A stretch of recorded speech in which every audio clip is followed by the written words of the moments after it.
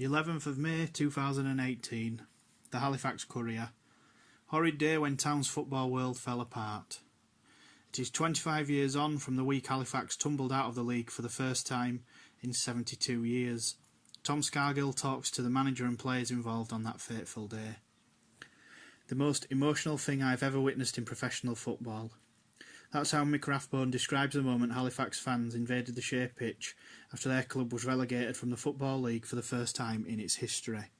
Most supporters, like the players in the dressing room, were in tears as they defiantly sang "They'll Always Be Halifax Town" following the club's 1-0 home defeat to Hereford on May the 8th, 1993.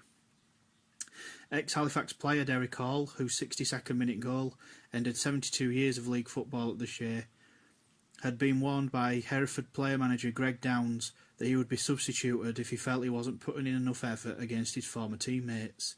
Downs needn't had worried. Town clung on to Football League status 12 times by being re-elected after finishing bottom of the pile, but now it was unlucky 13 for the Shaymen, and no one could quite believe it. 25 years on, the pain is still felt. It was horrendous, recalls Chris Luchetti, who was a 21-year-old defender. To be part of that, and to be responsible for the club not being in the Football League anymore. Everyone was devastated. You could see how much it meant to everyone around the club, from the chairman right down to the fans. Billy Barr, then a 24-year-old fullback, says, "The support was unbelievable on the day. I think there were nearly 8,000 there, and we were cheered off as crazy as it sounds.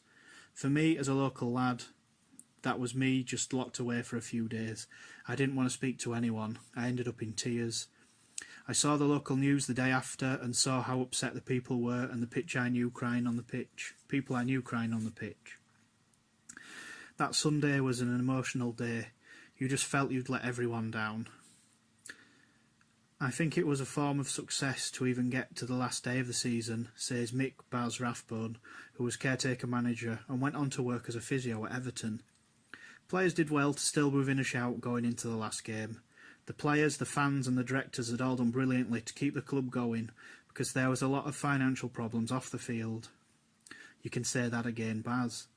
Chairman Jim Brown had announced in October 1992 the club was £100,000 in debt and a month away from possible closure. Things were equally grim on the pitch, with Town losing 4-1 at Northern Premier League side Marine in the FA Cup first round, before a home defeat to Barnet sealed manager John McGrath's fate.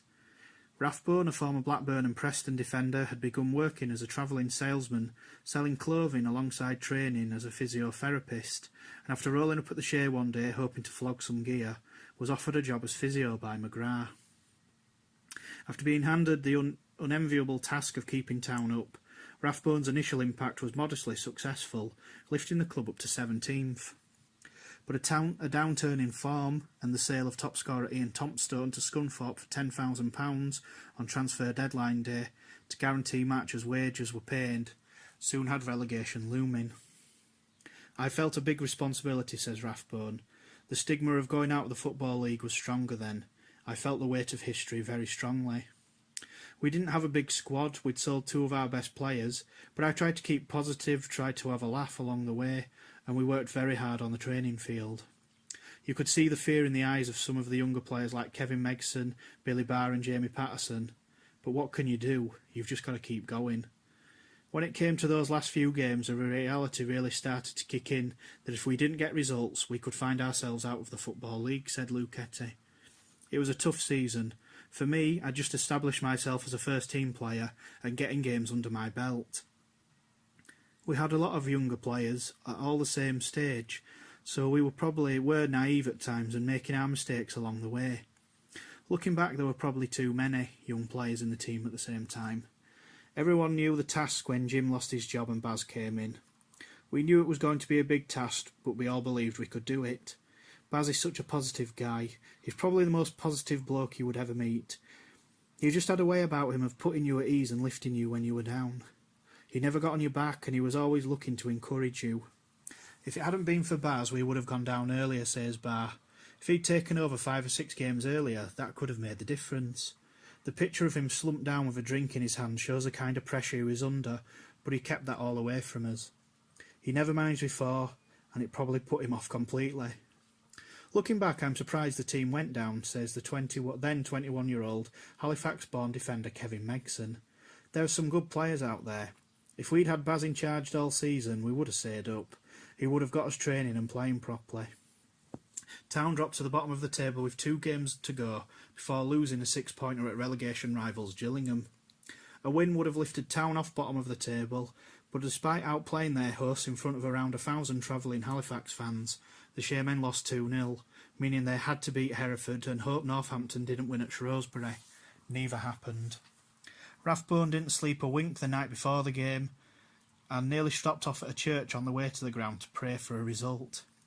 Kick-off was delayed for 10 minutes due to crowd congestion. The crowds were usually between 1,200 and 1,800, and suddenly there were 7,500, and they say they were queuing outside, says Luke Etty. The build-up was massive. It was very intense. The media attention was incredible. For the younger lads, we hadn't experienced anything like that before. There were cameras in the changing room before the game, at half-time and at full-time. But did that have an effect on the team? I think it probably would have done, said Luke Etty. There was so much pressure there already, but then you had the added pressure of all this media attention on you. But what it did do was bring it home how much the club was loved and how important it was that so many people had come to support us and for the media interest to be as strong as it was. We could have sealed our own fate had we beaten Gillingham, and we had some really good chances in both the last 2 games, but either through bad misses or the keeper saving them, we didn't score. That was a big part of the season. We didn't find the end product enough. The final day was a day of frustration. When they scored, no one could believe it.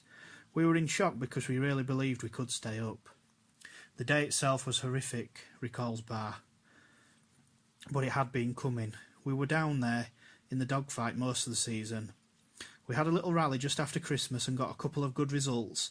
At another point after that, I remember going to Doncaster and winning there. But we just weren't good enough over the course of the season. As a local lad, did I want that pressure? No. Did it make me a better person? Probably. 1 or 2 didn't care.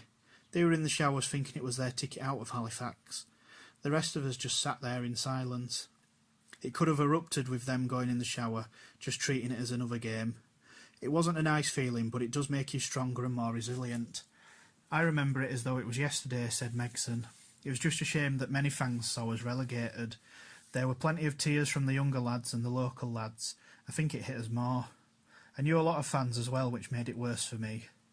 I remember Baz drinking from a bottle of whiskey in the dressing room, and I went to the Weavers that night for a few pints. A photo of a drained Rathbone slumped in the town changing rooms after the Hereford game captures the pressure he had felt and the strain it had taken. What was he thinking in that moment? Please don't take that picture.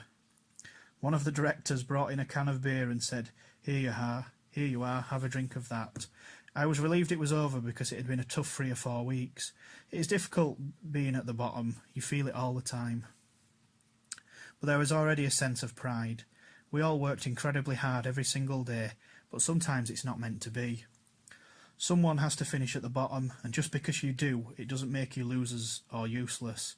It turned out we would have gone down anyway because Northampton beat Shrewsbury 3-2. They were 2-0 down at half-time and we were 0-0, and I'm thinking, we're a goal away from staying up here.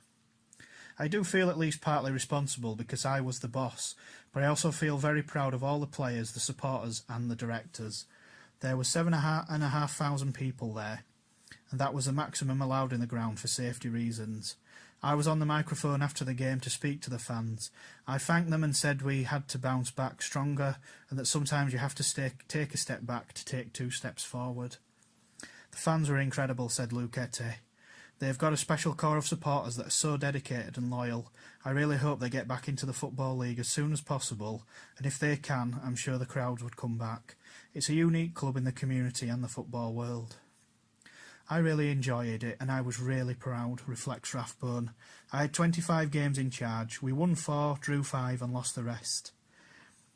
There are still great memories. When I was at Everton and we'd go over the M62 for some away games, they'd all shout, "Get down, Baz, hide," and I would do it just to join in with the banter. But it wasn't like that for me. Halifax is up there among my favourite times of my career. I've had an MR on Everton jerseys, Man United, England and now Nottingham Forest. but I'm equally proud to have had one on a Halifax top.